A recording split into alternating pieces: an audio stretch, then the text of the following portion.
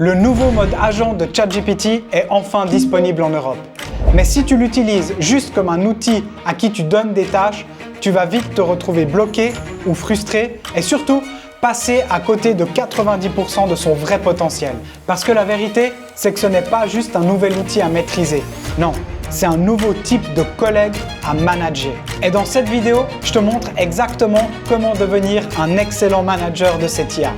On va commencer par les bases, puis on enchaînera directement avec 3 cas d'usage stratégiques concrets pour gagner du temps, créer de la valeur et enfin avancer sur tes projets. Let's go!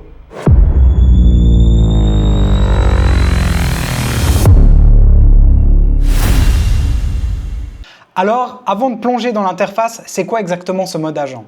OpenAI a donné à ChatGPT son propre ordinateur privé. Ça veut dire qu'il peut maintenant aller sur Internet, analyser des données et agir tout seul. L'idée, c'est pas juste de discuter avec lui, mais de lui confier une mission complète, comme une analyse de marché ou une veille concurrentielle, et de le laisser se débrouiller tout seul. Sur le papier, c'est donc notre futur collègue numérique, mais voyons ensemble comment ça marche concrètement. Donc, première chose à savoir, pour y accéder, il faut un abonnement payant, comme ChatGPT+, Team ou Pro. Non, ce ne sera pas disponible, en tout cas pas pour l'instant, sur la version gratuite. Le prix, c'est donc simplement celui de ton abonnement. Je te rappelle qu'il commence à minimum 20 $ par mois.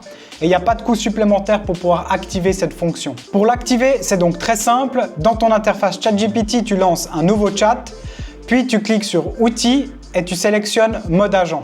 C'est tout. ChatGPT va te proposer quelques suggestions générales de missions que tu peux lui confier, mais il te fait aussi des propositions spécifiques pour obtenir des rapports, effectuer des actions, créer des feuilles de calcul ou des présentations. Donc si tu veux tester l'outil, tu peux commencer par choisir une des propositions que ChatGPT te fait. Moi, je vais lui demander de générer un rapport qui compare la courbe d'adoption de l'intelligence artificielle avec celle d'Internet et du Bitcoin. Donc j'ai préparé un petit prompt avec quelques informations de base, mais sans pour autant donner trop d'informations, parce que je veux vraiment laisser l'agent penser et prendre certaines décisions par lui-même. Donc je colle mon prompt et j'appuie sur le bouton Envoyer. Tu vois que ChatGPT commence tout de suite par configurer son ordinateur virtuel. Il s'agit donc d'une machine dans un environnement fermé de OpenAI où l'agent de ChatGPT va tourner pour nous. Et si je descends ici, je peux voir ce que l'agent fait en temps réel sur son ordinateur. Cette partie, elle est vraiment nouvelle et je trouve qu'elle est super intéressante. Et je peux à tout moment revenir en arrière pour voir ce qu'il a fait ou comment il l'a fait en déplaçant le curseur blanc ici. Je peux aussi prendre le contrôle du navigateur, l'arrêter, etc. Ce qui est cool, c'est qu'en gros, une fois que j'ai lancé ma requête, je peux fermer mon ordinateur et faire autre chose. L'agent va continuer à travailler même si je suis plus connecté. Donc, on va le laisser travailler et on se retrouve dans quelques minutes pour découvrir le résultat. Et nous voilà 7 minutes plus tard, j'ai mon analyse comparative sous forme de rapport PDF que je peux télécharger. Tu vois que là, la forme et la présentation, elle n'est pas parfaite, mais le contenu, le graphique et les conclusions, je trouve qu'ils sont excellents. Et vraiment, on a déjà une super base dans le cas où je voudrais développer ce rapport. Je trouve que c'est déjà plutôt cool, mais dis-moi toi dans les commentaires ce que t'en penses. Si tu découvres le mode agent de ChatGPT avec moi et que ça t'est utile, pense à me laisser un petit like pour me le faire savoir et à t'abonner. Tu l'entends sûrement souvent, mais c'est la réalité. Un like, un abonnement, un commentaire, c'est non seulement super motivant pour moi, mais ça aide aussi énormément la chaîne à grandir et à se développer. Donc merci beaucoup pour ton soutien, on continue. Ok, maintenant que tu maîtrises les bases et que tu sais comment l'outil fonctionne, on va passer aux choses sérieuses. Et pour t'aider à passer directement à l'action, je t'ai préparé mes meilleurs prompts dans un pack de prompts pour entrepreneurs que tu peux télécharger gratuitement.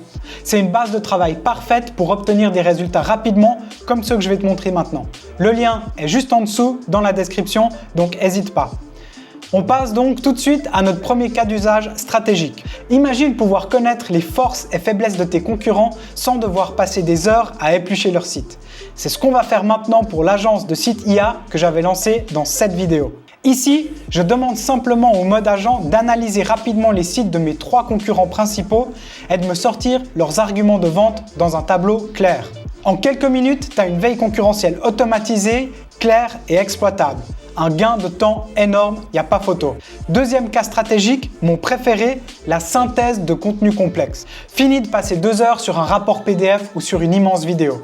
Là, ce que je lui fais, je lui donne le lien d'un rapport de 300 pages sur l'évolution du marché du travail et je lui demande de m'en extraire les 5 idées claires en relation avec l'intelligence artificielle. Je veux les statistiques les plus marquantes et de me proposer 3 angles de blog directement exploitables. C'est donc une tâche plutôt complexe que je lui demande, on va voir le résultat tout de suite. Et voilà le résultat. J'ai immédiatement une synthèse prête à l'emploi qui te permet d'aller droit à l'essentiel. Et enfin, on termine avec le troisième cas, la planification de contenu. Je lui demande d'analyser les 5 posts les plus populaires sur un hashtag précis et de me proposer un calendrier de contenu sur 2 semaines avec les idées de visuels et de description.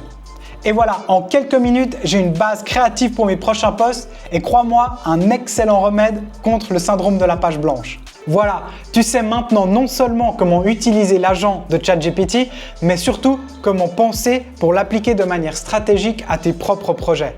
Et d'ailleurs, dis-moi en commentaire quel cas d'usage t'a le plus intéressé ou quelle tâche tu aimerais que je teste dans une prochaine vidéo.